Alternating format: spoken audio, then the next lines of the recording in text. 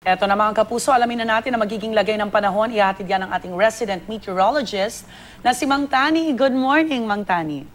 I am ready! GMA Weather, serbisyong totoo ng GMA News.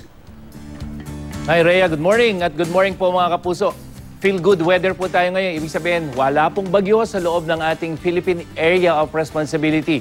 Yung pag-uulan sa ilang bahagi ng Quezon City nitong madaling araw, dahil po yan sa thunderstorm.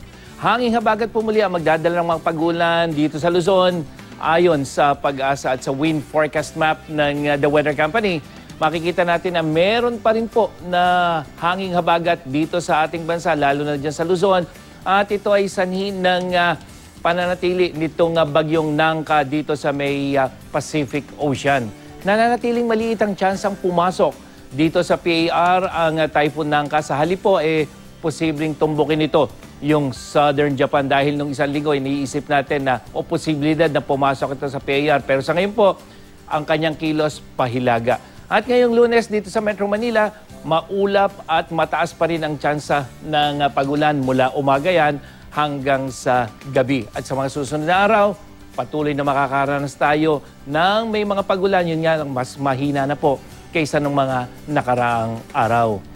At sa ibang bahagi ng Luzon, dito sa Southern Luzon, meron pa rin mga pagulan pero mas malalaki po ang posibilidad maulan dito sa may Northern Cordillera hanggang dyan sa ilang bahagi ng Luzon, lalo na sa Iba at dyan sa Zambales hanggang dyan sa Bataan. Kaya po mga kapuso, patuloy na mag-iingat sa posibilidad ng pagkakaroon ng flash flood at landslide.